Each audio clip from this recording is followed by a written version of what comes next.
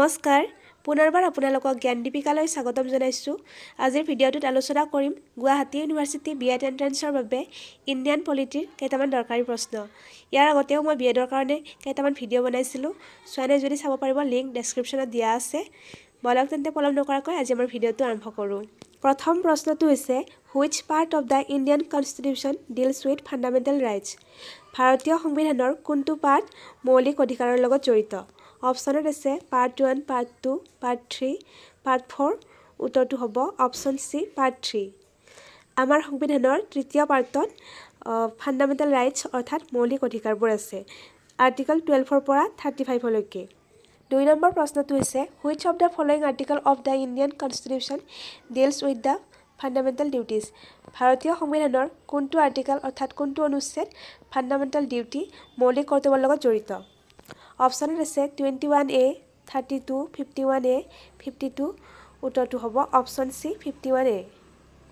3 নম্বৰ প্ৰশ্নটো হৈছে which of the following part of the Indian constitution deals with the directive principle of state policy. ভাৰতীয় সংবিধানৰ কোনটো পাৰ্ট DPSP অৰ্থাৎ ডিৰেক্টিভ প্ৰিন্সিপাল অফ ষ্টেট পলিচিৰ লগত জড়িত? Directive principle of state policy মানে হৈছে নিৰ্দেশাত্মক নীতি। অপশ্যনত আছে পাৰ্ট 1, পাৰ্ট 2, পাৰ্ট 3, পাৰ্ট 4। উত্তৰটো হ'ব অপশ্যন ডি, পাৰ্ট 4। এই নিৰ্দেশাত্মক নীতিসমূহ আমাৰ সংবিধানৰ পাৰ্ট 4ত আছে। 4 নম্বৰ প্ৰশ্নটোত আছে fundamental duties were added to the constitution by. Fundamental ডিউটিসমূহ আমাৰ সংবিধানত কোনটো সংশোধনীৰ জৰিয়তে আমাৰ সংবিধানত অন্তৰ্ভুক্ত কৰা হৈছিল? অপশ্যনত আছে 36 এমেণ্ডমেণ্ট, 42 এমেণ্ডমেণ্ট, 44 এমেণ্ডমেণ্ট, 48 এমেণ্ডমেণ্ট। উত্তৰটো হ'ব অপশ্যন বি, 42 এমেণ্ডমেণ্ট। এই 42 সংখ্যক সংশোধনীৰ জৰিয়তে আমাৰ মৌলিক কৰ্তব্যসমূহ সংবিধানত অন্তৰ্ভুক্ত কৰা হৈছিল। 5 নম্বৰ প্ৰশ্নটোত আছে how many fundamental duties in our constitution. অপশ্যনত আছে 10, 11, 13, 15। উত্তৰটো হ'ব অপশ্যন বি, 11। আমাৰ সংবিধানত মৌলিক কৰ্তব্য মুঠ 11টা।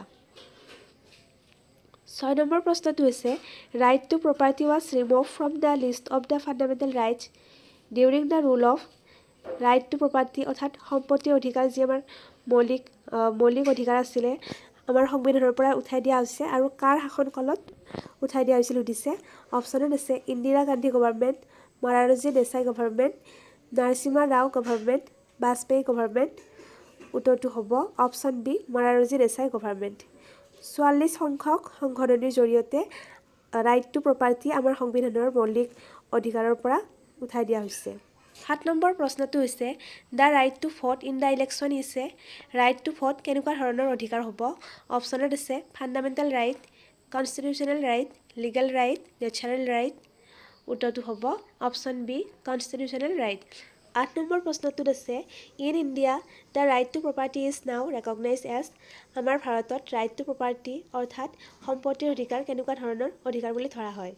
অপশ্যনত আছে fundamental right, legal right, natural right, political right. উত্তৰটো হ'ব অপশ্যন বি, লিগেল ৰাইট।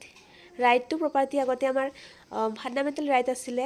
44 সংখ্যক সংশোধনীৰ জৰিয়তে ৰাইট টু প্ৰপাৰ্টি আমাৰ ফাণ্ডামেণ্টেল ৰাইটৰ পৰা উঠাই দিয়া হৈছে। 9 নম্বৰ প্ৰশ্নটো হৈছে how many schedule in our constitution.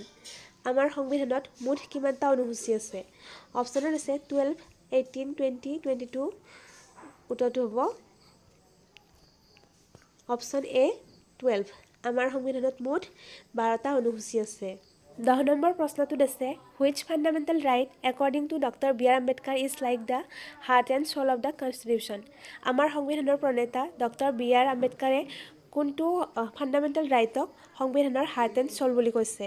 অপশ্যনত আছে right against exploitation, right to freedom, right to equality, right to constitutional remedy. শুদ্ধ উত্তৰটো হ'ব option D, right to constitutional remedy অৰ্থাৎ সাংবিধানিক প্ৰতিকাৰৰ অধিকাৰ। এই অধিকাৰটোক ডক্টৰ বি আৰ আম্বেদকাৰে সংবিধানৰ হাৰ্ট এণ্ড চ'ল বুলি কৈছে। গতিকে আজিৰ ভিডিঅ'টোত ইমানখিনিয়ে আছিল। ভিডিঅ'টো যদি চাই ভাল পাইছে লাইক, কমেণ্ট আৰু শ্বেয়াৰ কৰিবলৈ নাপাহৰিব। ধন্যবাদ।